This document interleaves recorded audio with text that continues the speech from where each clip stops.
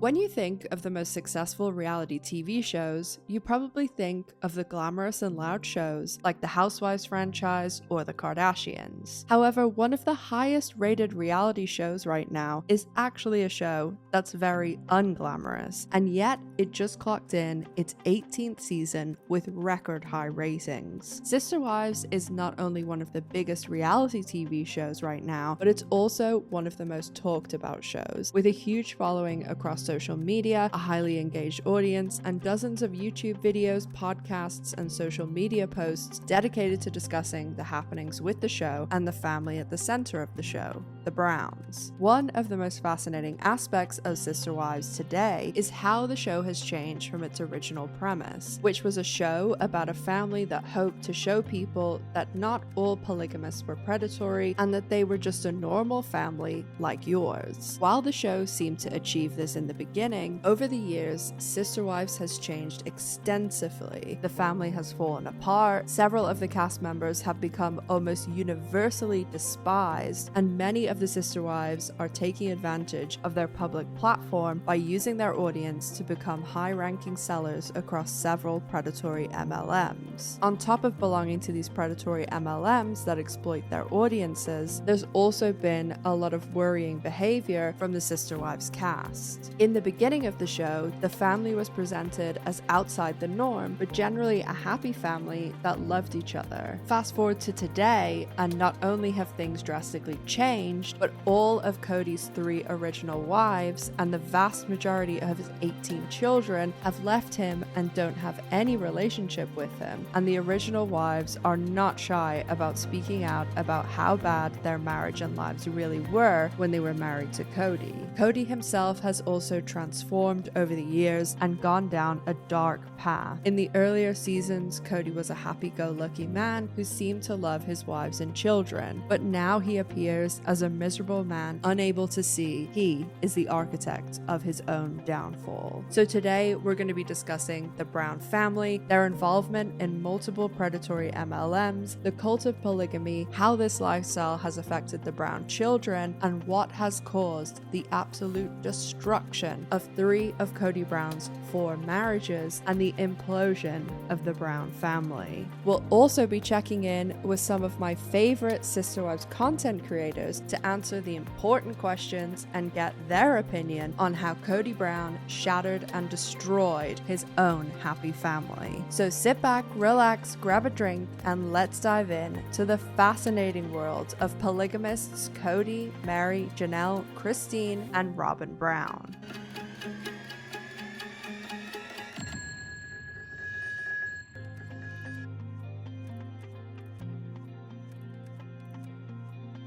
So before we get into talking about the show Sisterwives and many of the problematic issues raised by the show, I want to give a very brief background just so you know who the Brown family is. There are timestamps in the description if you want to skip over any of this introduction though. When the show Sisterwives started, the Brown family were a family of 16, soon to be 17. Kody Brown was married to 3 different women, Meri Brown, Janelle Brown, and Christine Brown. All 3 marriages happened before any of their children were born, and between the 3 wives there were 12 children, and Christine was pregnant with her 6th and final child. It is a wildly different experience watching the show then in the first season versus now, because when the earlier seasons were on, they were still keeping up this charade of, oh, we're a happy family and polygamy is great. So let's go ahead and go home, and you can meet my family. They're special and you'll like them. And I'm excited about introducing you to them. 20 years ago, I married Meri, and then 17 years ago, I married Janelle, and then 16 years ago, I married Christine. Now it is a very different story, and that's a lot of what we're going to be discussing today. The sacrifices that I made to love you, wasted! Because I think one of the most interesting questions surrounding this show is what caused this family to fall apart? What caused Kody to become a very different person? And what caused the collapse of so many relationships within this family, particularly the collapse of 3 of the 4 marriages and the destruction of nearly all of Kody Brown's relationships with his children from the 3 original wives. Because the 2 things that have changed for the Brown family immensely happened at the exact same time, and that was Robyn Brown joining the family as the 4th and final wife, and the other thing was the Browns becoming public about their lifestyle and debuting on television with their show Sisterwives. So that's kind of the loose thesis and the lens in which we'll be looking at this family and the show through for this video. As I said in the beginning, this is one of the many things that I want to explore and discuss in this video. What destroyed this family? Was it going public, getting a TV show, fame, money, notoriety? Or was it the addition of a 4th wife? A wife who specifically was Robyn Brown? Was it Robyn, her personality, her behavior, her manipulation that destroyed this family and caused the 3 original wives to divorce Kody? Or was it in fact Kody who brought down the family that he was at the very center of? In the beginning of the show, the Browns were practicing polygamists, and they were also practicing members of the United Brethren Church. In a nutshell, they basically believed that they were called to live the principle, which means that the husband has multiple wives, and those wives refer to one another as sister wives, hence the title of the show. As I said before, the show focuses around Kody Brown and his family, and when the show started, he had 3 wives: Meri, Janelle, and Christine. Kody's second wife, Janelle, was actually originally married to Meri, the first wife's brother. So basically, Meri's sister-in-law married her husband. But it gets weirder. Janelle and Kody are also step-siblings because Janelle's mother married Kody's father. So when Kody married Janelle, he not only married his sister-in-law, but he also married his stepsister. Kody and his third wife, Christine, are also distant cousins. The Browns have 18 children. 15 of the children are biologically Kody's, and the other 3 children are Robyn's children from her first marriage that Kody ended up adopting. And in order to adopt the children, he had to, on paper, divorce his first wife, Meri, and marry his 4th wife, Robyn, who nearly every Sisterwives viewer and Brown family member agree is Kody's favorite wife. We'll discuss everything to do with the adoption later, as there was a lot going on with it. It wasn't just straightforward paperwork. There was also a catfish scandal wrapped up in it, and also some very interesting pictures, one involving a banana, and we'll get into that more later in the video. Just to give a little bit more information on the wives and the children, Meri Brown, Kody's first wife, she grew up in polygamy, and she has 1 child with Kody, Leon Brown. Janelle, Kody's second wife, she grew up in the mainstream Mormon church, but around the time that Janelle converted to polygamy, as I mentioned before, Janelle's mom also converted and married Kody's dad. My dad ended up marrying Cheryl before I married Janelle. And so it's weird that Cheryl is both my dad's wife, my mom's sister wife, and my mother-in-law. Janelle and Kody have 6 children together. Logan is the oldest of all the children and was very much parentified. That was shown time and time again on the show. Then she has her oldest daughter, Maddie, Hunter, Garrison, Gabriel, and her youngest daughter, Savannah. Kody's third wife, Christine, grew up in polygamy, and a lot of people talk about her family being polygamy royalty. She said she always wanted to be a third wife because she thought by the time she would join a family as a third wife that the first and second wife would have figured out the relationships and it would be an easy thing to slot in. We'll talk more about the dynamics between the wives later. Christine also has 6 children. When the show started, she was pregnant, so her 6th child was actually born during the first season of the show, and that's shown on TV. Her children are Aspen, McKelty, Hayden, Gwen, Isabel, and Truly. All 3 of the wives and all the children all lived together in one household when the show started. They lived in Lehi, Utah, and they were raising the children all together, with Janelle and Kody being the main breadwinners dinners and doing the majority of the work, with Meri and Christine also having part-time jobs. And Christine did the majority of the child raising. She also homeschooled a lot of the kids. And one thing that is very well represented on the show is the relationship that all of the kids except Robyn's kids have a very close relationship with Christine, and they all see Christine as a mother figure, even if Meri or Janelle was their birth parent. They lived this way for 16 years, and when the show was starting, Kody had just started courting a fourth wife, Robyn Brown. Robyn was 10 years younger than any of the other wives, and she was also a divorcee. She had 3 children herself, and she had also been raised in polygamy. Her stepfather was a polygamist, but Robyn's first wife was a monogamous marriage. When the show started, people were fascinated with this family. People couldn't believe that Kody was out on a date with his, at the time, girlfriend that he was courting, Robyn Brown, and then he would leave that date to go to the hospital and see Christine giving birth to his 13th child. The first season ended with Kody and Robyn's wedding, which of course was a big fancy TLC televised wedding, and it's easy to see the huge contrast between Robyn's wedding and the 3 other weddings, which were extremely basic and tiny. When you look back on this first season, it's hard to recognize anyone on the show, but especially Kody. In the first season, you see a devoted father and husband, an all-around guy that seems happy-go-lucky and to see the positivity in life. Although Kody never was a very popular member of the show, fans during the first season didn't despise him the same way they do today. The first episode ends with an absolutely eerily fascinating talking head from Christine, if you take into account everything that we know now with hindsight, with knowing 13 years of what would happen from this point. I want to show you the clip because it just explains the next 13 years basically. Little hesitant to accept another wife, but if it happens, she just has to be absolutely amazing. Otherwise, it might be a little difficult.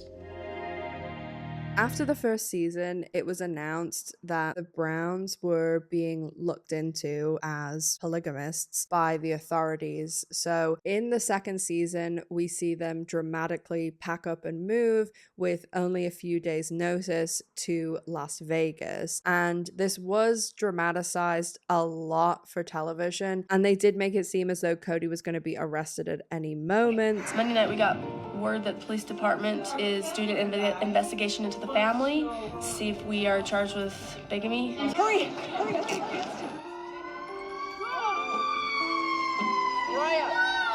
Now that a lot of time has gone by, it seems to be pretty obvious that this was just done for dramatic TLC reasons. And also, they claim that they just picked Las Vegas because it was a polygamy safe haven. But now a lot of people that watch the show believe that Las Vegas was particularly chosen because Robyn's stepfather, that she was very close to and sees as her father, lived in Las Vegas. And there was another move for seemingly no reason whatsoever when the Browns moved from Las Vegas to Arizona, and that also coincided with Robyn's eldest son going to university in Arizona. So a lot of people think that the reason they moved to Arizona was also for a member of Robyn's family. If you're not familiar with the Browns, it may seem preposterous to move this enormous family for one wife's relationship with a family member, but by the end of this video, I think that you'll see that a lot of things are done to appease Robyn, who again, most viewers believe and most members of the family believe is Kody's favorite wife.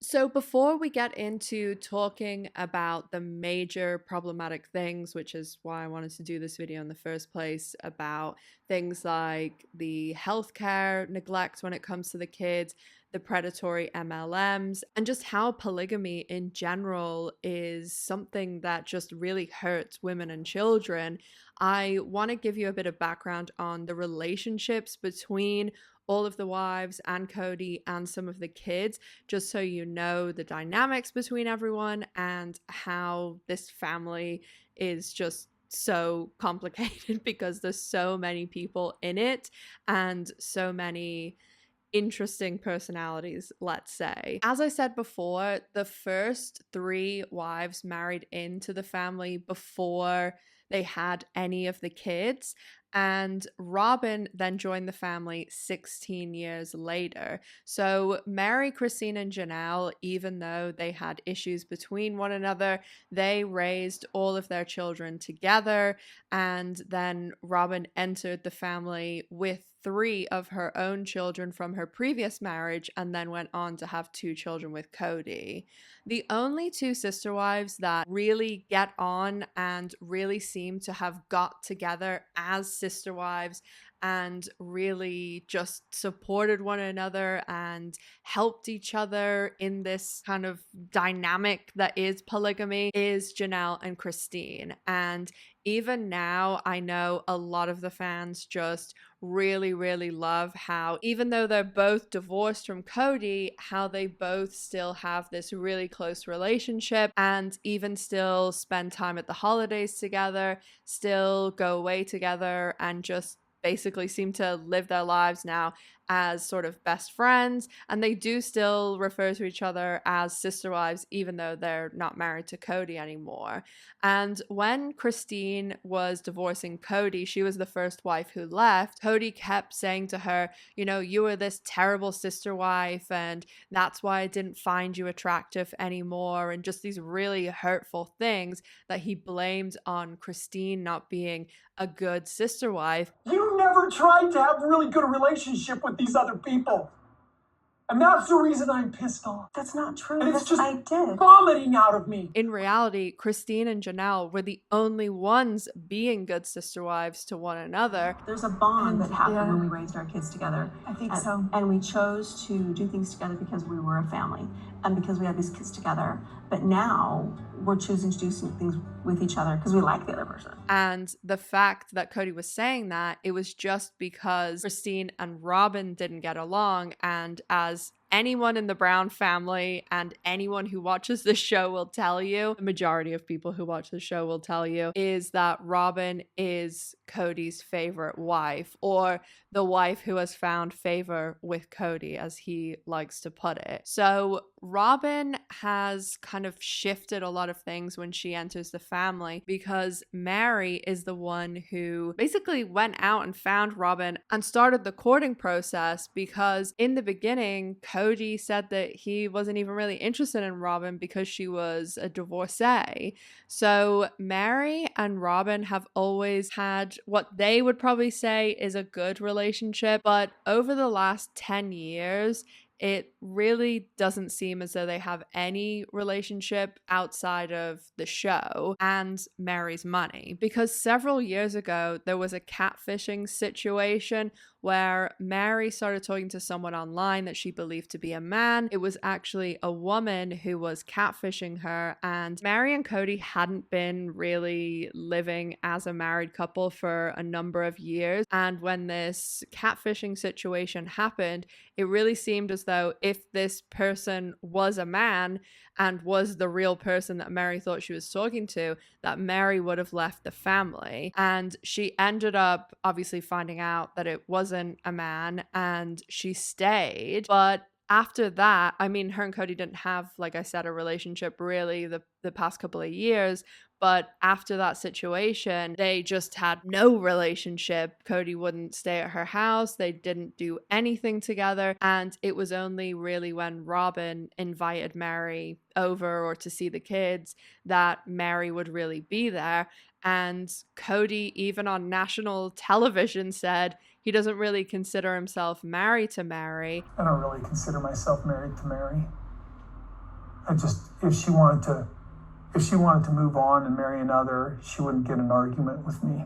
And even though this went on for 10 years of them not having a relationship, Meri still stayed, with Robyn very much telling her, please stay, please stay. And Meri, which we'll get into this a lot more in a later chapter, is very successful in the MLM LuLaRoe. So she's been making a lot of money from that MLM. And we know the Browns have notorious money problems, which we'll talk about in the next chapter. So Robyn and Kody, Robyn has never worked. Kody doesn't seem to be working right now. He was working with guns before, and then in the beginning of the show, he was selling billboards. And even Christine just did an interview the day before that I'm recording this, and even Christine said, I don't know what he does. I think he's not working right now. So they are only getting income from the show, and Robyn lives in this mansion that was funded by the family fund that at the time Janelle, Christine, and Meri were paying into. And Janelle even gave Robyn the proceeds from the sale of her home in Vegas to buy this almost $2 million home that Robyn and Kody now live in. So money, as I said, next chapter we'll get into that more.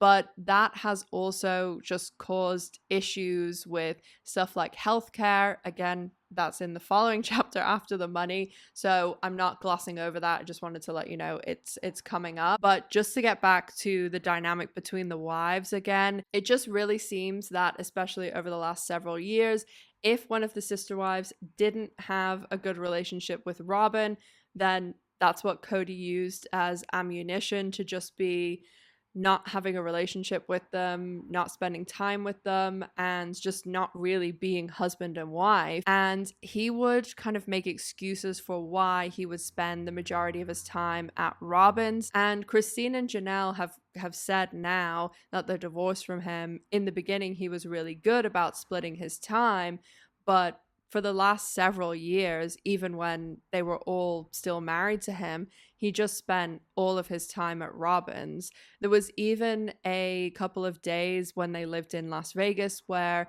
a group of anthropology students spent 3 days living with them. And even the anthropology students who were there for 3 days said, I really think that you favor Robyn's children.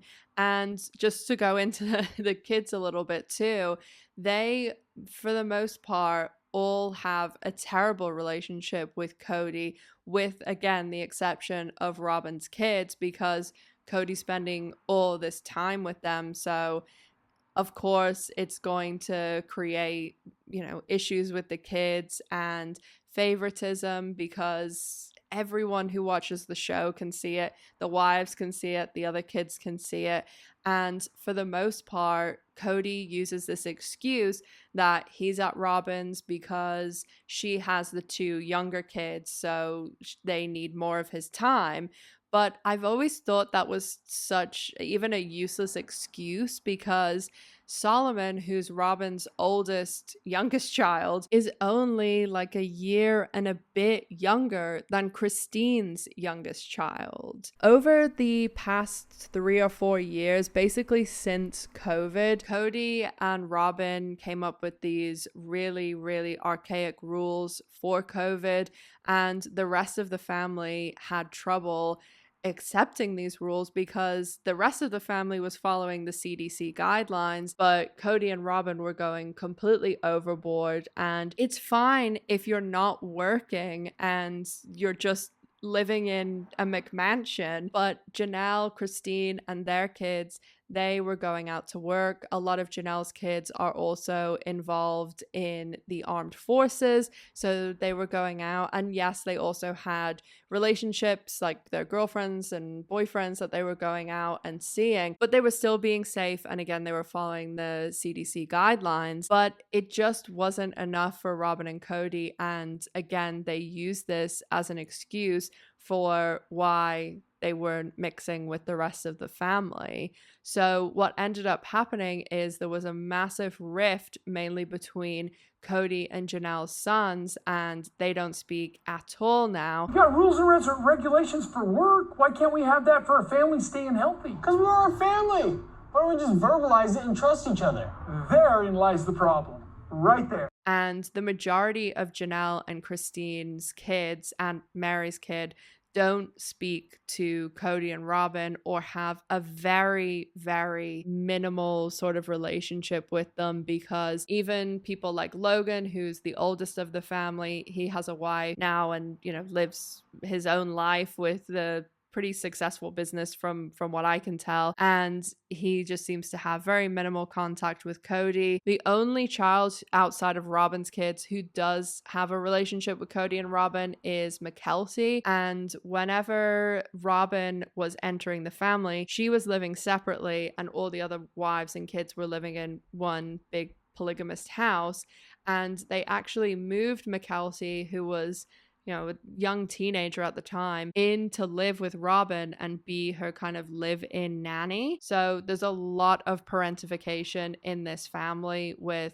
again, Logan, the oldest child, really picking up a lot of what was dropped by the parents, because there's 18 children. Of course, you're not going to be able to keep up with all of their needs, be it resources or be it time, attention, and love. And a lot of the older daughters were also parentified as well, with even Christine talking about her oldest daughter, Aspen, when she was 10, 11 years old, tucking in the rest of her siblings because Kody said he couldn't go over and tuck her kids in. And they were in the same house. Like, he couldn't just walk to the other side of the house and tuck her small children in, but now he spends 24/7 at Robyn's. You can understand why these wives really started to resent Robyn and Kody, because again, it's him doing these actions, him behaving this way. So it's no wonder that this all happened. And again, this dynamic with all these people, and it is recorded and televised, where they can watch each other, you know, saying all these things that you usually wouldn't hear someone saying about you, but also they're seeing all the time and energy that Kody is putting in to his time with Robyn and her kids. And I mean, that's gotta sting if your dad your whole life hasn't really given you any one-on-one attention. You know, you maybe get him 2 nights a week, if that, and your time just overall is very minimal with him. And then you see your sibling being picked up, dropped off every day to school, constantly with them, day in, day out. That's tough. And you can understand why a lot of the older kids are very much like, we don't really need to have a relationship with him anymore, because he's just not treating them well. All of you are just kind of jerks. I don't want to be around you. And I'm tired of it. That this is us going, you know what, Robyn? Have him. Because we don't care anymore. We're all grown adults that don't need a father figure anymore. So with Janelle and Christine being the sister wives who get on, and Meri and Robyn, I mean, they used to get on quite well, it seems. The catfish thing did kind of create a lot of issues with them too, because Robyn's friend actually knew the catfish, and Robyn got like involved in all of that too. And then whenever the catfish situation was going on, Meri actually, according to the show, came up with this idea of her own accord to divorce Kody, because she was the only one who was legally married to him, and get divorced so that Robyn could marry Kody and Kody could legally adopt Robyn's 3 children from her previous marriage. A lot of people now just do not buy that that was Meri's idea, and Robyn and Kody just very much were presenting it as, oh, this is just like paperwork shuffling. It's not going to be anything.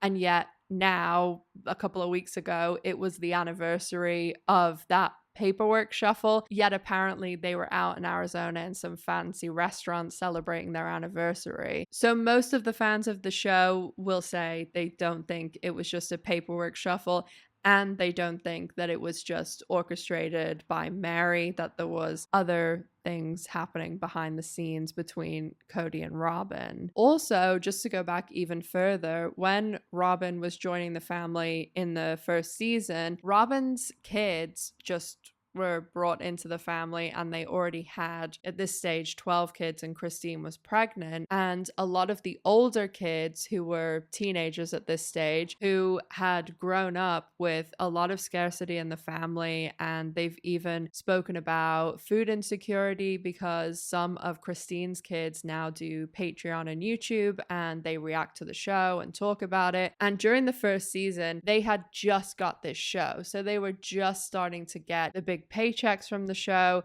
They weren't sure it was going to go away tomorrow, and the older kids were uncomfortable with, you know, a new wife coming in, new kids coming in, and knowing that not only the resources and money was going to be diluted even further with 3 more people joining, they knew that their dad's attention and everything was going to be diluted as well. So the older kids, while it wasn't presented like this on the show, they were basically just told, sit down, shut up, this is happening, you better accept it, basically. Whereas on the show, they portrayed it as, you know, the adult kids being super happy that this was happening, and they couldn't wait to bring in another wife and kids.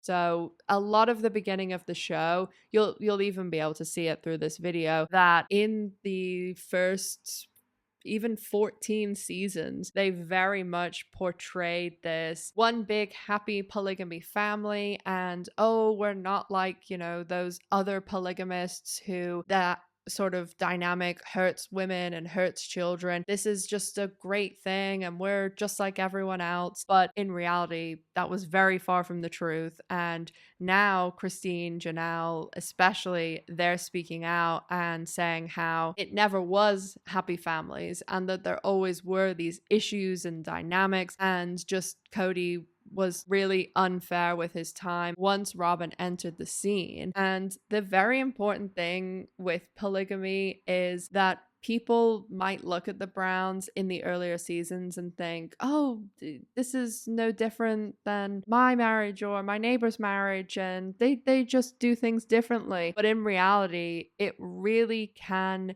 set women and children up to be in these terrible situations, because the women are not legally married to the husband.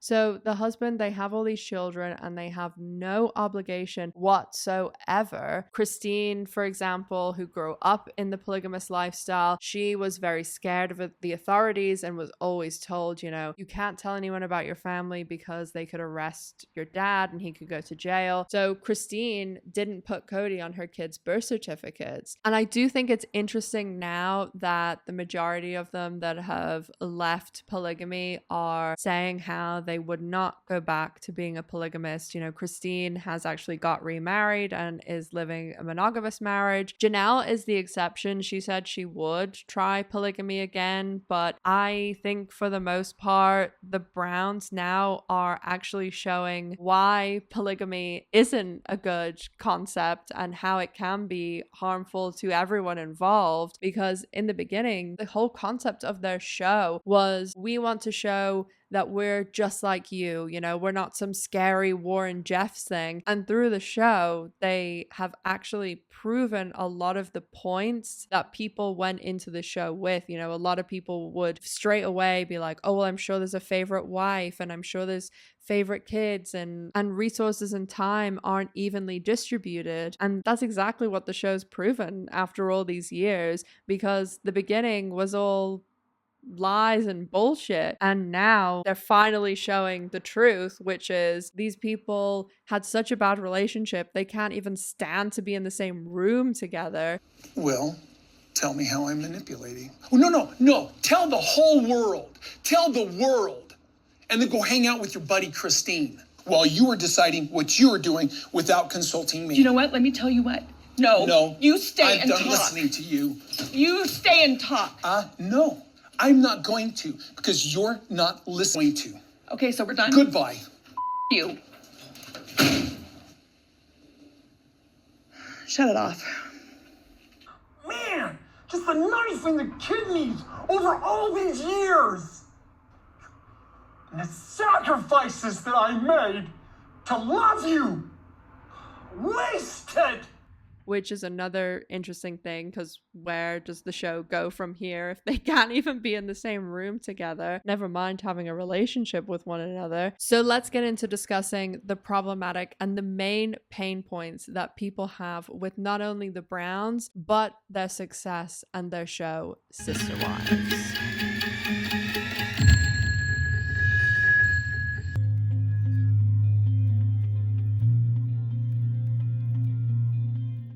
Two of the biggest topics when it comes to discussing the Browns is their finances and their kids. The Browns, particularly Kody and Robyn, seem to be two of the most irresponsible people when it comes to finances. I think Kody can pretty much be summed up in the very first episode of Sisterwives. This man has 4 wives, and at the time he had 12 children, about to be 13, and he was bringing in 3 more children via his soon-to-be latest marriage. At this time, all those children were minors. None of them, except Meri and her child, had health insurance, and there was terrible repercussions from this lack of health insurance for the other kids, which we'll talk about a little bit later in the video. Also, the majority of the kids wanted to go to university, and even if you removed that fact and the health insurance, that's still a lot of mouths to feed, roofs over heads, and clothes on backs. Taking that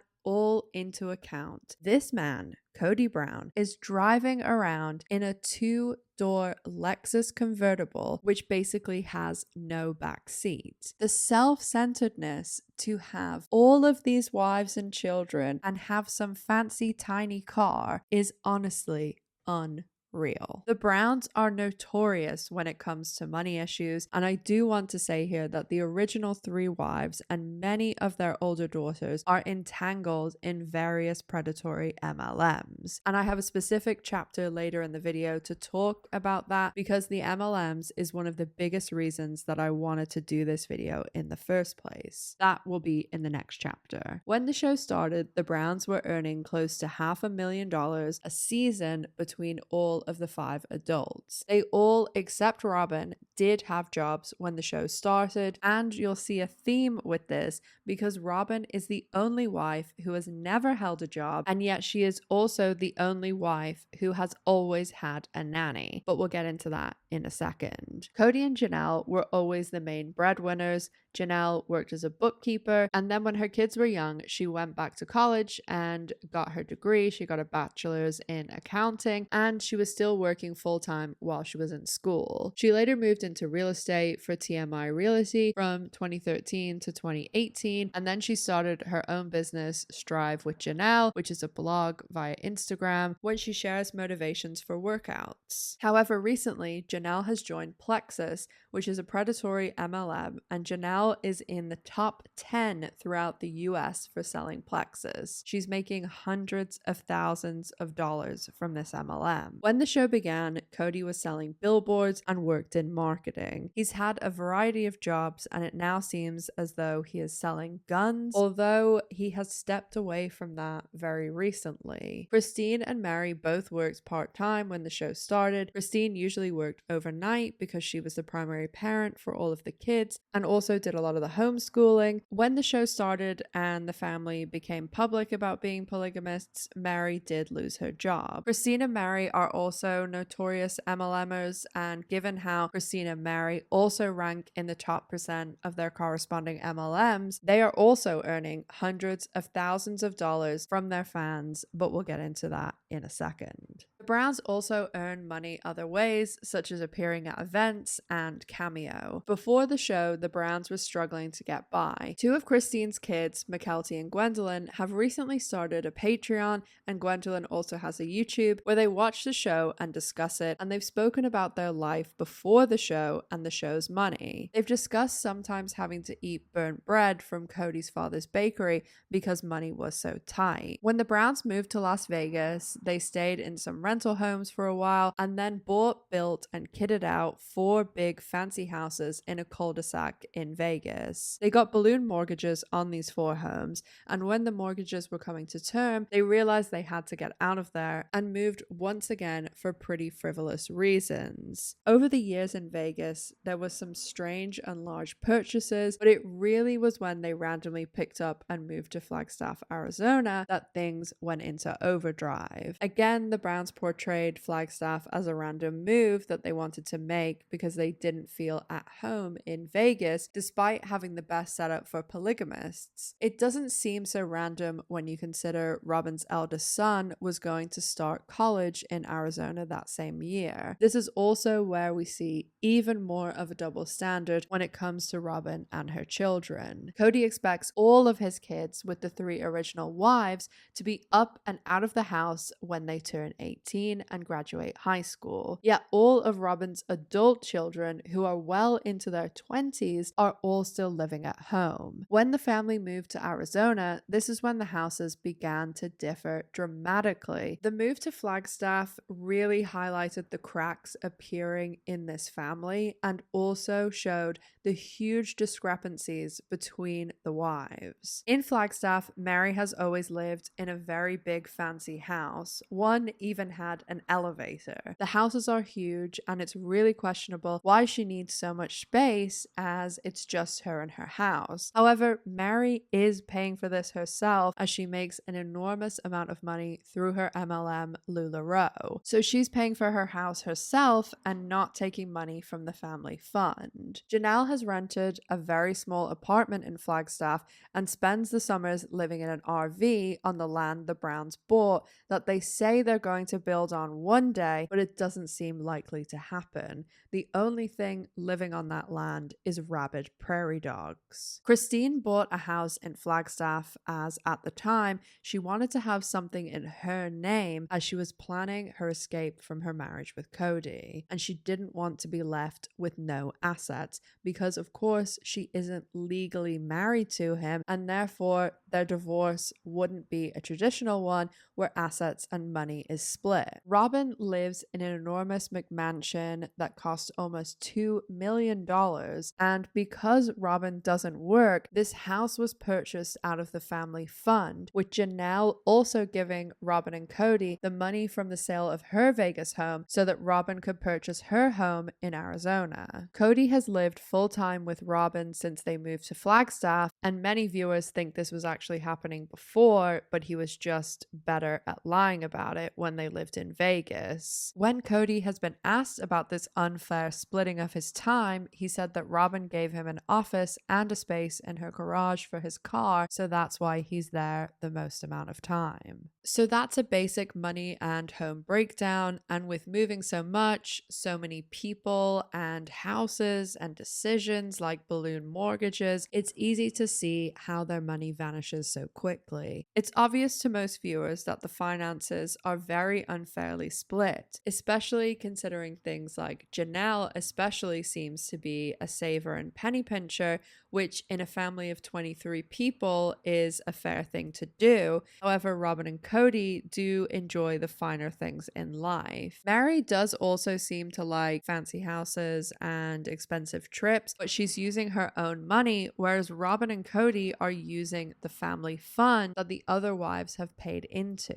Many viewers enjoy price matching a lot of the things on the show, as Robyn and Kody are always decked out in expensive but ugly jewelry and surrounded by expensive but ugly art. If you turned on a random episode of the show, you probably wouldn't think anything of the jewelry or the art you are seeing, but the price tags for these items are very high. Robyn also entered the family with a lot of credit card debt, and she had a huge amount of expenses because the other wives were all living in the one house, but Robyn was at a separate house and also bringing in 3 children that were added expenses. Robyn has never had any income outside of the show, and she's also always had a nanny for her children. Robyn did have one wander into quote-unquote business, which we'll discuss with the MLMs in the next chapter. When it comes to the Browns' finances, things seem to be all over the place. Despite the fact that they have a the show that's paying them hundreds of thousands of dollars every year and picking up the big part of the tab for vacations, meals, trips, and activities shown on the show. That's all paid for by the production company Puddle Monkey. The polygamous lifestyle that pressures women to have large amounts of children and to fend for themselves to a degree, as there's no way one man can support all of these women and children. This life, coupled together with poor financial decisions, a lot of children, and the fact Robyn and Kody like a life of grandeur, it's caused the Browns' finances to be an absolute mess, which has resulted in the 3 original wives pursuing predatory MLMs.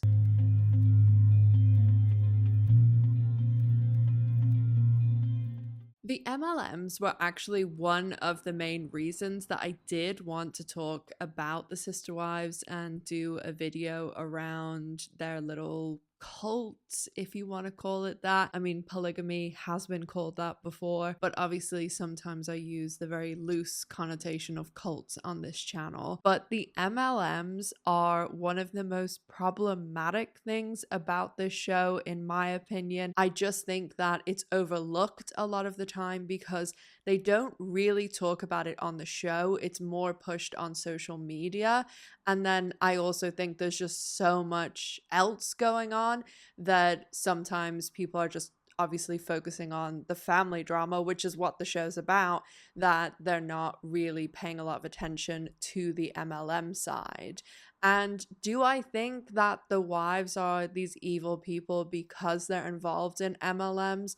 No, I don't think that they're, the worst of the worst. And I know some people may say, they probably don't have the best education and they're in these marriages that are very predatory in a way too, because when they are spiritually married to their husband, they aren't actually legally married, because really if the husband wanted to, he could just completely abandon the wife and any of the children and any of the finances that would be involved with that, because they aren't legally married on paper. So I understand that they're in this situation, but they are on television earning hundreds of thousands of dollars, and there is also proper employment, which the rest of us have to do. So I really do have a hard time with the MLMs, because I just think MLMs in general are awful, and nearly everybody who joins, except either minor celebrities like the Sisterwives and other TLC people who get involved, or people who get in at the very beginning of MLMs, everyone else loses money. It's almost a guarantee that joining an MLM will mean you'll lose money. The Sisterwives are mainly involved in 2 MLMs, the first being LuLaRoe, which I'm sure most people have heard of. It's a very famous clothing MLM. It started off with leggings. Numerous articles cite other dissatisfied sellers. Thousands have taken to Facebook groups to vent about their own experiences. There was a class action lawsuit brought by former consultants against LuLaRoe, alleging the company lured them into a pyramid scheme. LuLaRoe's clothing supplier filed a lawsuit for a breach of contract, accusing them of owing over $33 million for unpaid merchandise. The Washington State Attorney General filed a lawsuit, claiming LuLaRoe's business model violated the state's anti-pyramid scheme law. And then the second MLM they're mostly involved with is Plexus, which is one of these ones that claims all these preposterous health benefits when really it's nothing. It's just pretty much a waste of money, like a lot of MLMs. I type in her username and boom, this is really her. This post is coming from her verified Instagram account with nearly 1 million followers. And sure enough, as soon as I start scrolling through her Instagram account, she's got several posts of her promoting Plexus products. So at this point, I'm like, all right, we've got an issue here. We've got a reality TV star pitching a pyramid scheme to her nearly 1 million followers. I get to be their friend if I just pay for the Plexus starter kit and sign up to be in their downline. Do you see how this becomes manipulative and predatory. These people have an upper hand in the MLM business model that the average person does not have. They have fame and parasocial relationships playing in their advantage. Remember that the key to success in an MLM is recruitment. Those with the biggest teams make the most money. And what better way to recruit people in mass quantities than posting on your social media with 1 million followers that they can have personal access to you if they let you recruit them. And as we saw with some of those comments on Molly's post about how Plex is helping her lose weight, not everybody is in support of MLMs. Not everyone's gonna fall for it. This pitch is not gonna work on everybody, but it might work on some. The LuLaRoe one, the leggings, that is primarily done by Meri, and some of the kids were involved with that as well. Christine did also have a LuLaRoe store for a long time, but Christine and Janelle are mainly involved in Plexus now. Plexus, the pink drink. This is like a powder that you mix with water and it turns the water pink, kind of like Crystal Light. And Plexus Huns love to say that this cures everything under the sun, okay? Drink the pink drink, your life is gonna change, you'll become invincible, you'll be so healthy that you're gonna live forever and be immortal, basically. Mostly Plexus is a lot of drinks, like their pink drink is supposed to be for weight loss, and then they have all these other really outrageous claims with a variety of these different drinks and sachets that get added to things, and they talk about, you know, helping with things like diabetes and migraines, and it's all just mumbo jumbo jargon that really means nothing, because if these drinks were really doing anything, I mean, it would be a medical breakthrough. And there's plenty of videos on YouTube debunking all of these things, and there's a lot of other channels that cover the very predatory side of MLM, and I will link some of those in my sources down below. As I said before, there are two small groups of people that can make money in these MLMs, and generally they make a lot of money, and it's usually people who get in at the beginning and minor celebrities, because the minor celebrities have such a pool of people that they can promote this stuff to that they're bound to get a lot of sales and a lot of people joining their downlines, because people who are really obsessed with the show, they want to join and be in Christine or Janelle or Meri's downline. And there's other variations of that. Christine and Janelle do promotions sometimes with Molly from 90 Day Fiancé, because she does MLMs as well. And there's a lot of minor celebrities who do MLMs because they're very lucrative for them. But the thing is, they're taking that money from their fans, and especially in the case of a lot of the TLC stars, they are taking money from their female audience, which is what MLMs prey on, is a female audience. And for the most part, Christine and Janelle and Meri are all very highly ranked in these MLMs, and also Janelle's daughter Maddie is very highly ranked, and Christine's daughter McKelty. They are all making hundreds of thousands of dollars from these MLMs and from their fans. There's also a lot of deception that goes on with MLMs. I mean, there's outright lying about products and about what you can achieve in the MLM, but also they really manipulate a lot of the optics and a lot of the results. For example, there's a lot of people involved with Plexus and this pink drink that's supposed to be for losing weight, that the people who are selling it are really taking things like Ozempic and then attributing it to this pink drink with Plexus, and therefore lots of people see their before and afters, and then they want to go and try and buy weight loss. And because the people selling these products aren't upfront, they think they're gonna get, you know, these fantastic results, and it really isn't possible, because these drinks just aren't what they say they are. And a lot of fans lately have accused Christine's daughter and her partner Tony of doing this, as they have had significant weight loss. They actually joined the Plexus MLM quite a while ago, and then all of a sudden, very recently, within the last year or so, they started losing all this weight. So people are very confused as to why they were taking this pink drink for years and nothing happened.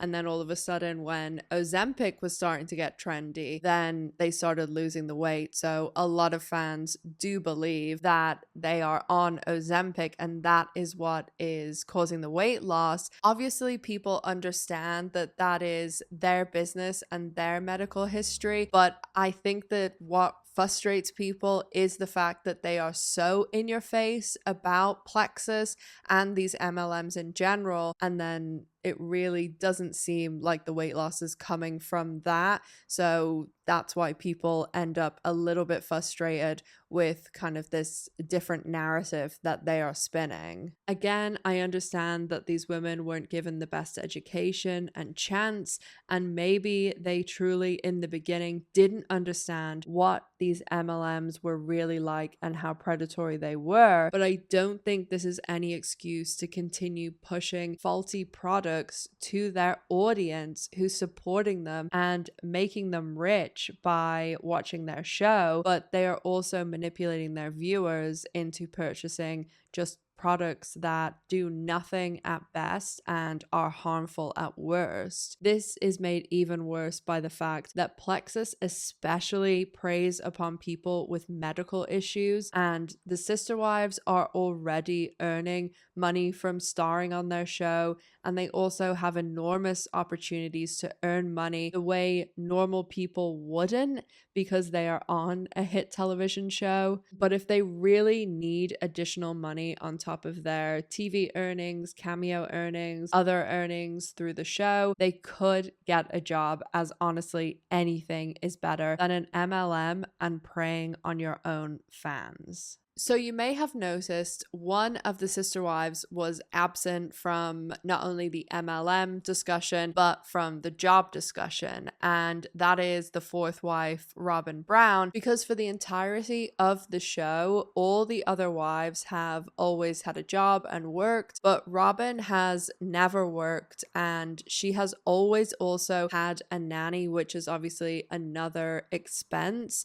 She also, when you look at their situation now and even in the past couple of years, they did try and even out the money when they lived in Las Vegas, and when they were in Utah, they were obviously under one roof. But in Las Vegas, all the houses were pretty similar. But when they moved to Arizona, that's when the differences really started to be highlighted in how the money was being distributed in the family. The distribution of the finances being uneven is especially obvious when you look at the houses they all moved into in Arizona, with Robyn moving into and buying a McMansion, and the others for the most part moving into very quote-unquote normal houses and rented accommodation. I did go into a lot more detail about the different households and houses in the previous chapter. Robyn did have one wander into employment, if you can call it that, because she actually started a business that she roped the other wives and Kody into, and it ended up being an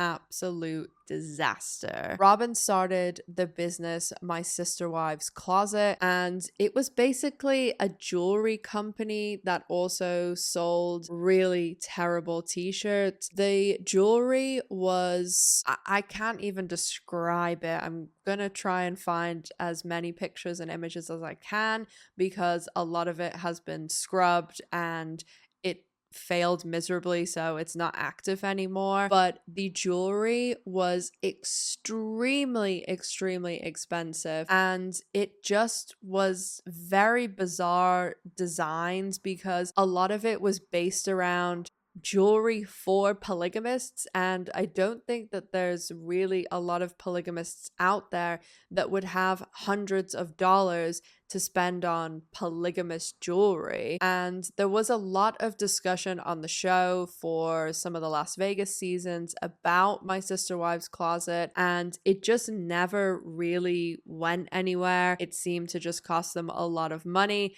and I know Robyn did want it to be an income stream for the family, but none of the rest of the family were interested in doing that, and really Kody pressurized all the other wives to get involved with it. So that was Robyn's only foray into work, and it just failed miserably, but things are going to get interesting for Robyn and Kody now because, as we'll discuss a little bit in the later chapters, because Kody and Robyn are now in a monogamous marriage and Meri, Janelle, and Christine have all left, they left and took their income with them. So Kody and Robyn, both, my understanding, I follow a lot of the Sisterwives YouTube channels and I listen to the podcast by Ace and Katelyn Fanning, and most people have said now that Kody is not working either. He previously was selling guns, and Robyn, as I said, has never worked. The primary reason that I really think Robyn wanted Meri to hold on for so long was to keep that nice big income, because even though the MLMs are awful, they were bringing a lot of money in to the Sisterwives.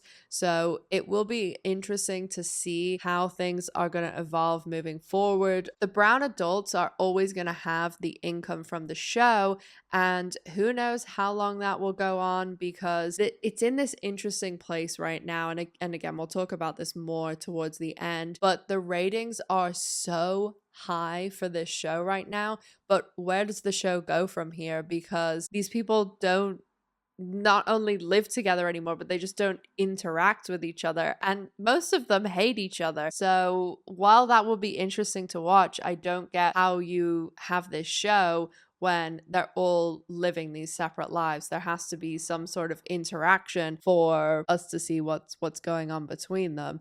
But again, we'll talk about that more towards the end. So before we get into talking about the last couple of seasons, all the wives leaving, where we are now with the show, what happened to this family, I do just want to go through some of the consequences that have happened from this family not prioritizing things like health insurance for their children, because having 18 kids and not having any health insurance for them, I mean, 18 children, of course something is going to happen to one of them.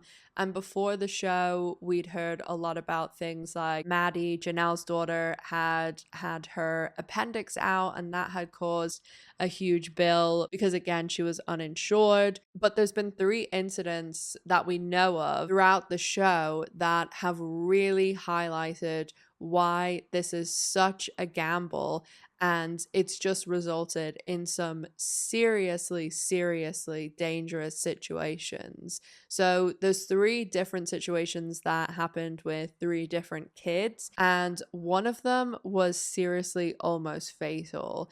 The first one I want to talk about is one that has been lied about a lot by Kody and Robyn, and that was the injury that Robyn's oldest son, Dayton, sustained when he was riding an ATV. Basically, for years, we, the audience, were told that this injury occurred when Dayton's birth father, Robyn's first husband, was minding the kids, and Dayton had ridden into barbed wire when he was on an ATV. And this really caused a serious injury to his face, in particular his eye. He needed extensive surgery, extensive plastic surgery, and down the road, I mean, this is years and years later, only recently have we found this out, that in fact, this happened on Kody's watch. And because this occurred and they didn't have health insurance and this was going to cost a lot of money, they actually used this as a bargaining chip to get custody of Robyn's 3 kids from her previous marriage. They spoke to Robyn's ex-husband, David Preston, and basically said to him they would take on all the medical debt if he gave up custody of the kids. There was a lot of surgeries for Dayton, and he seems to be doing great and flourishing now, but it was a really serious situation. And it doesn't get better with these 2 stories, because The next one was probably the most dangerous one that has happened to them, and it also was played out on the show for us all to see, so they couldn't hide it. When they were in Las Vegas, there was an episode of the show where Kody is minding the kids and the Sisterwives are going out of town, and they discuss extensively how Kody has not been alone with all his kids in a number of years. All of the older daughters were around, so that was at least a little bit of reassurance to the Sisterwives. But even though they're parentified children, they're still children, and they're not going to have the best knowledge about a sick child and what you should do. So Christine's youngest daughter, Truly, I'm not great with kids' ages. I think she was around 4 or 5 at the time. Basically, she was ill while Kody was minding her. Christine's oldest daughter, Aspen, was helping with minding Truly, and she spoke on camera about Truly getting up in the middle of the night and moving around because she was feeling so unwell. And in the end, Christine ended up coming home to a very, very sick Truly, and Christine said that when she got home, Truly actually went cross-eyed because she was so unwell. And she just kept going cross-eyed. I don't know this. I don't know how serious this is. Why didn't I know that it's the serious thing that if her eyes are going cross-eyed, you have to take her to emergency? I just didn't get that. Christine rushed her to the hospital, and they found out that she hadn't been drinking. She was completely dehydrated and her kidneys were shutting down. And he goes, this is serious. He goes, you're looking at a possible kidney failure and meningitis. Because this is serious. When eyes go crossed, that's emergency. Truly didn't look good. Do we have a brain tumor? Do we have a meningitis that, if a meningitis has been there too long, it could be devastating, even to the point of death. So I'm a little nervous at this point. Truly was in hospital for weeks and weeks, and it was really serious. I have spoken before on this channel about the fact that in my real job, I own a medical group, so I have a lot of doctors that work for me, and I'm around medical situations all the time. And if you are having a small child that is so ill and so dehydrated, their kidneys are shutting down, I mean, that's a really serious situation. I'm sure anyone who has even the most basic medical knowledge would agree with that. So Truly was in the hospital for quite a while. Thankfully, she is okay now. Everything was cleared up. She was discharged. She was fine. But this left Christine with an enormous medical bill. I have heard before it was in the high 6 figures. Obviously, I don't really have a way of confirming that because, you know, a lot of the people who talk about this show, especially like a lot of the mainstream people and all that magazines, they, I think sometimes are not the most great with sourcing, but I have heard that from a couple of places. And obviously myself working in the US in hospitals and doctors' offices, I don't think that's an outrageous figure. But things only got worse with medical bills for Christine because her other daughter, Isabel, had a very serious scoliosis diagnosis. And again, anyone who knows about scoliosis, it's a very painful thing. It's basically when your spine starts to curve, and it can curve so much that it can start to crush some of your organs. It's very painful, and the surgery to correct it is extremely serious, has a long recovery, and is very painful. My first girlfriend had scoliosis surgery, and she had to get one of her ribs removed to use, and she had one of those cards when you go through the airport because she had titanium rods and metal screws in her back, and it was an enormous operation. And when Christine's daughter was diagnosed with it, they went through this period of time where they were trying to do everything to avoid giving her the surgery, especially Kody. He was sending her to a camp and, you know, having her do all these exercises. And scoliosis isn't something that you can do some exercises for. It's, again, an extremely serious surgery that you need to have. And most scoliosis surgeries, depending on how bad the curve is, they will cost between $600,000 and $1 million in the US. I remember, again, like my ex-girlfriend's one, thankfully both her parents had really good insurance, but it was almost $1 million all said and done. So Christine not having health insurance for the kids, she ended up having to raise money and then also got money from her MLMs, and she was able to pay for the surgery. But you'll notice I said Christine got this money, and of course Kody didn't contribute anything, it appears, and he is forking over money from the family fund for Robyn to buy a mansion, but not willing to give Christine money for their child to have necessary surgery. But there's also more to the story with Isabel, Christine's daughter's surgery, because this actually happened during COVID, and a lot of viewers point to this surgery as being when Christine was done with being married to Kody, because the surgery was happening on the East Coast. So they had to, during COVID, they had to go quarantine for 2 weeks. Then they'd have the surgery. And again, it's a very extensive surgery. You need like 6 to 8 weeks to recover. So she couldn't just fly back. And Christine and some of her other children went to New Jersey and stayed there the whole time. Isabel really wanted to have her dad there and asked him to come even for, part of the time or a few days or a week. And he ended up saying that he couldn't go because he couldn't be away from his life for that long, and he couldn't leave Robyn's young children, who I always find it interesting that he talks about Robyn's children being so much younger when really there's only like a year and a bit difference between Robyn's oldest son with Kody and Christine's youngest daughter. And the final thing for me was like Isabel's surgery. That was like absolute, that was it. Because he said to her, he goes, I can't leave my family for that long.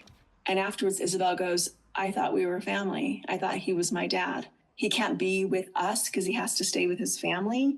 What does that mean? What am I? So I was like, oh, we're done. I can't be married to a guy who doesn't respect us as his family. And reasons like that are just one of 10,000 that most people who watch this show believe that Robyn and Robyn's children are highly favored by Kody. But it gets even worse. If you thought it couldn't get worse, it gets worse. Not only did Kody not pay for the surgery, not only did he not go to the surgery, but shortly after the surgery, he went to his friend's wedding to officiate it. He tried to blame COVID for why he didn't want to go to the surgery, but he's traveling and going to a wedding with dozens and dozens and probably over 100 people. So it's just, again, things like that people point to that really highlight why, after all these years, people have really become frustrated with Kody Brown.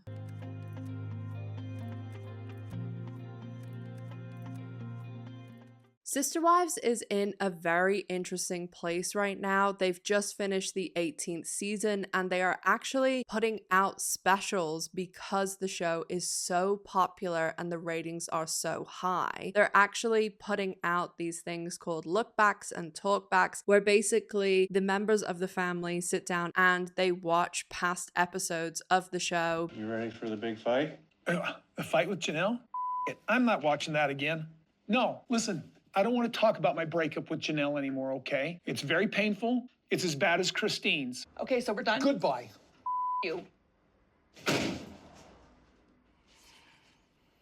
Yeah, what an ass. Viewers seem to actually enjoy this more than the actual show. So I definitely foresee this format continuing, judging by the response on social media over the past few days, because these episodes came out while I was making this video. People seem to be eating it up, and It is so cheap to produce. It's basically just an iPad. That is the only budget they need. So I definitely foresee them doing more things like this because it brings in the ratings, it brings in more money, and that's kind of all TLC really wants. Most likely the show never would have got to this place if it wasn't for Christine leaving. Because if Christine didn't leave, Janelle and Meri wouldn't have left, and the show wouldn't have been reinvigorated the way it was over all of the wives leaving.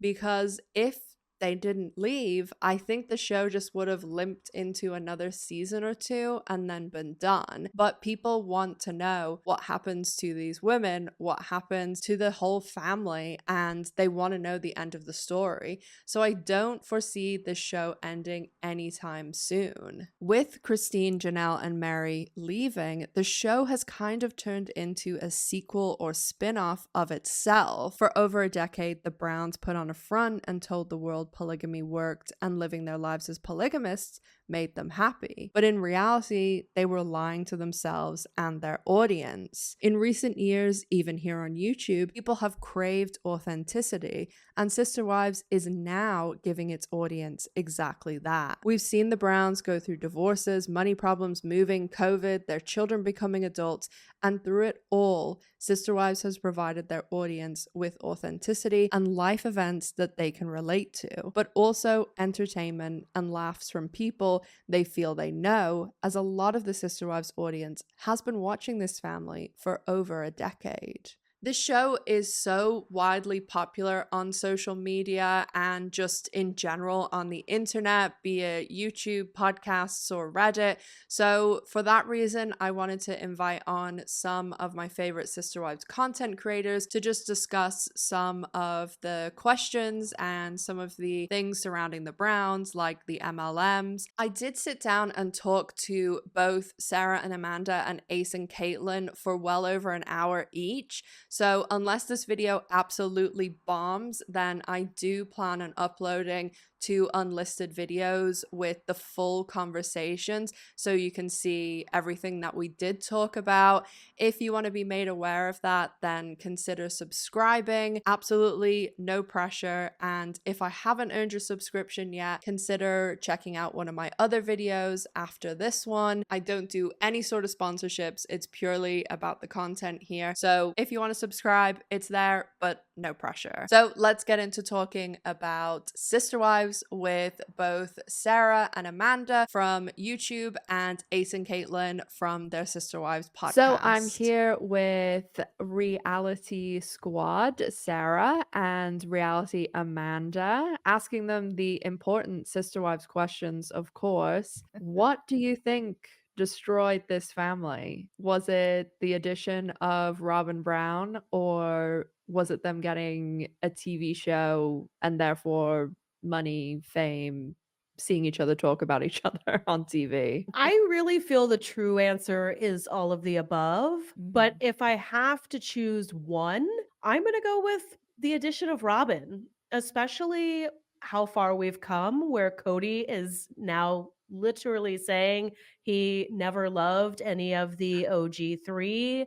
And, they all talk about how when Robyn came in, things immediately changed. I'm not so certain that they all would have had the opportunity to leave had it not been for the show, but I do see this family cracking no matter what, because Christine is she seems like the type of personality where, she was never okay with the blatant favoritism of Robyn. One of the things that I talked about a lot in the video is this kind of side, again, like the relations that we don't really talk too much about, which is things like the MLMs and the kids not having health insurance and their money problems. And does that give them a kind of relatability and personal side, because they're not these perfect put together people that, I don't know, someone like the Kardashians maybe would try and, like, there's a world of difference there. Well, I'm going to go ahead and give props to both Christine and Meri,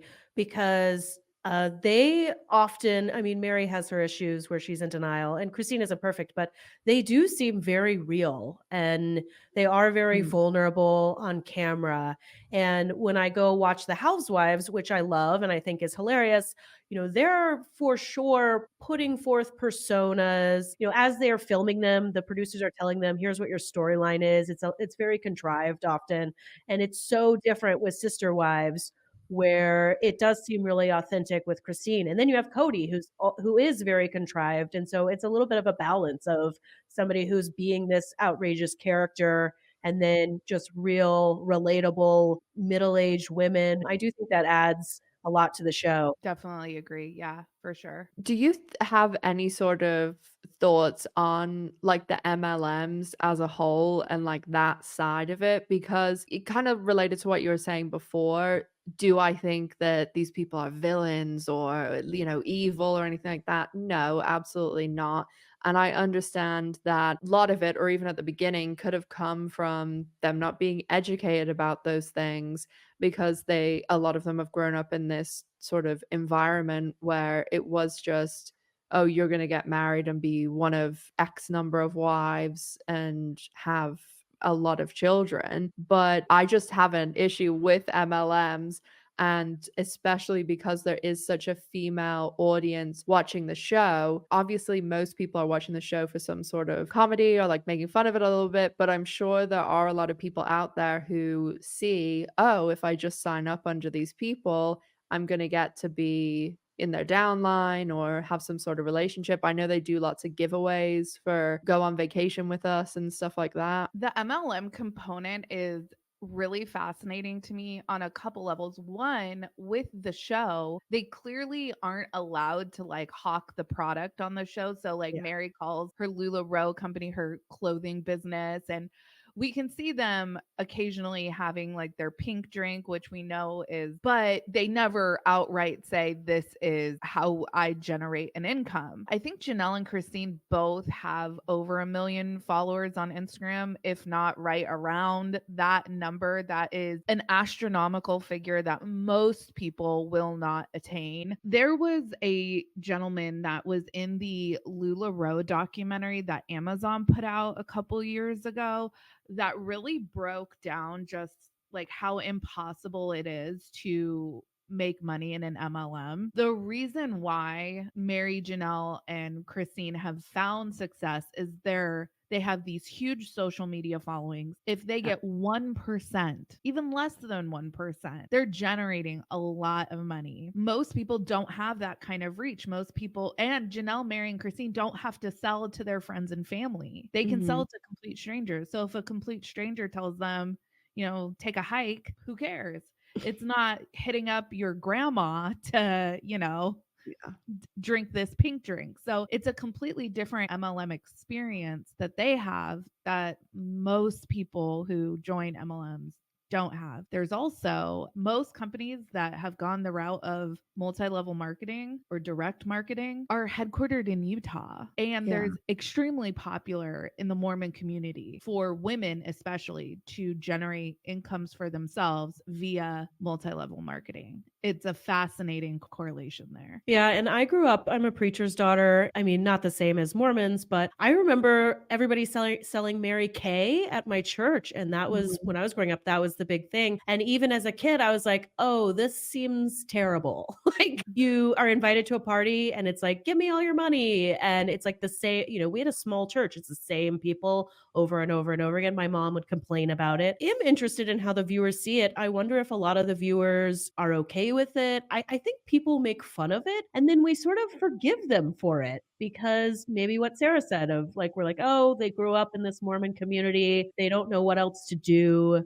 I don't know if that's wrong or right. Maybe we should be giving them a little bit of a harder time, but we also want, especially the OG3, to be successful. And they're the ones doing it. As far as I know, Kody and Robyn aren't doing MLMs. I think if it was Kody and Robyn doing it, the fan base would be a lot more up in arms. So to wrap up, give me your Sisterwives 2024 prediction? My predictions, a lot more sass and delusion from Kody, a vow renewal, and we'll see what happens with Meri and Janelle. I have no prediction for where their storylines are going to go. I'm excited to see. I predict more Disneyland trips for Meri and her gay bestie, and or more B&B shenanigans.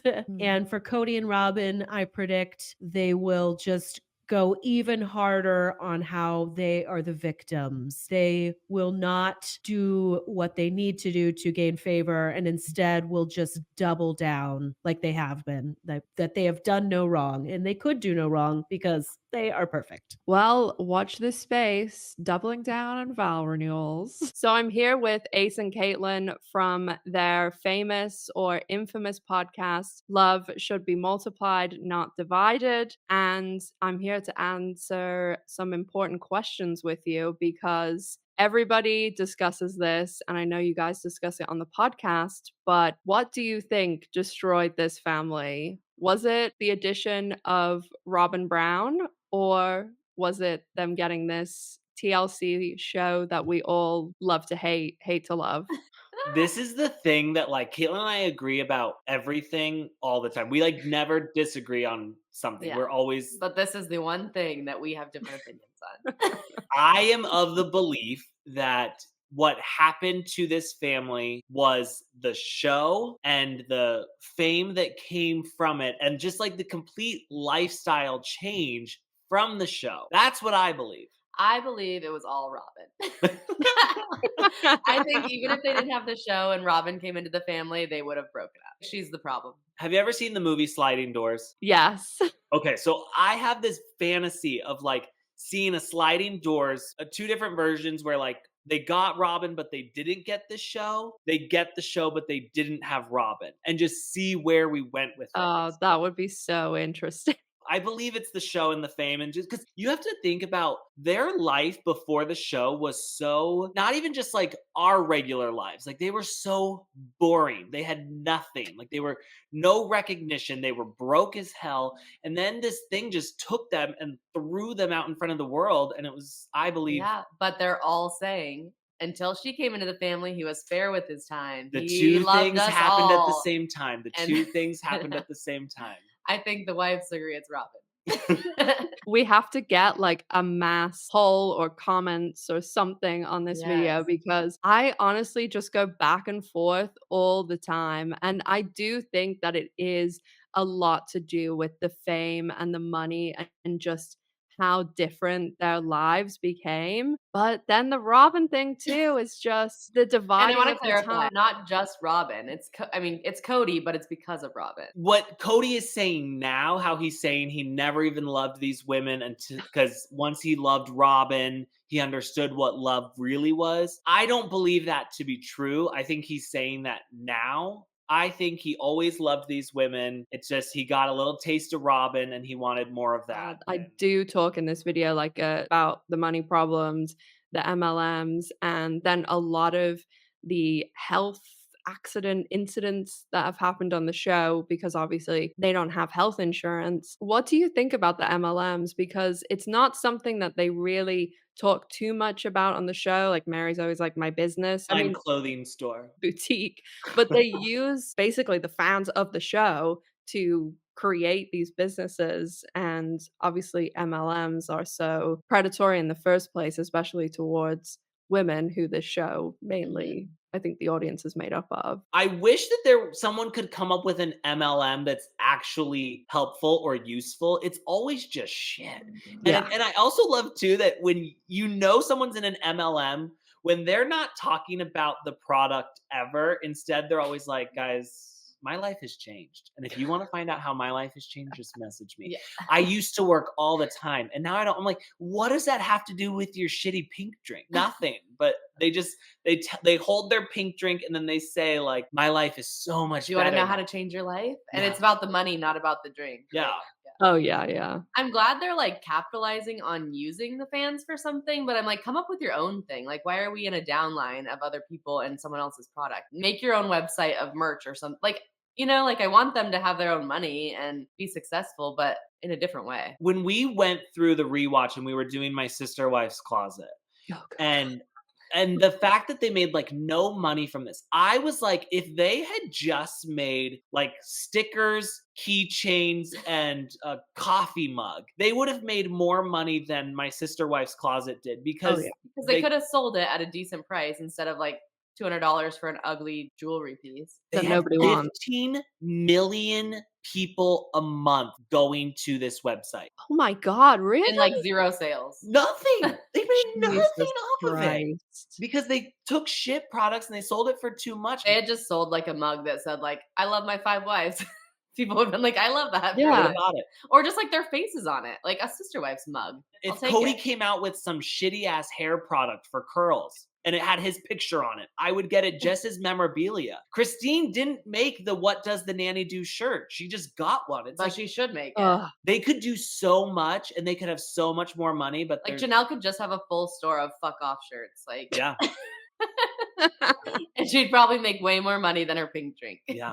Like, how do you feel about Meri's whole situation and being like, Kody never told me. This was news to me that he didn't love me. And I'm like, Meri, this is news to nobody but you. You're the last person to be aware of Maybe you this. should have been watching the show. Yeah. I mean, he's been saying on national TV for 10 years, longer. And here's the thing, in the look back, Kody says like, you know, I love Meri. And I'm like, oh God, you know, she's like breaking up with her new boyfriend. And she's like, Kody, did you say you love me, Kody? I'm coming back. I'm holding on. He says something about like, I see myself being friends with Meri. And Robyn's like, see, come on, come back, Meri. Meri Bring your money with immediately, you. she is immediately on the phone trying to call him. And of course he's sending her to voicemail over and over. So she's like, hey Kody, it's me, Meri. Oh, I miss you too, baby. I miss you so much. I'm coming back to Flagstaff. And he's like, fuck. I'm glad that she's out now, but Is she though? You know, after this look back, I don't know. I think she's coming back. Kody's gonna get a restraining order. And she's going to do like the twin flames advice. And she's going to go to twin flames. She's like, I have my twin flame. And he's going to be like, she's going to be like, keep pursuing it. She's like, Kody said no. And he got a restraining order. And they're like, just ignore it. a restraining order is basically an invitation of love. So that's what you need to do. And she's like, okay, yeah, I'll do that. Poor Meri. I can totally imagine her in the twin flames thing. I'm sure that's right up her alley. where she's been after this happened. She's going to move from LuLaRoe to there and start selling all their courses and stuff too.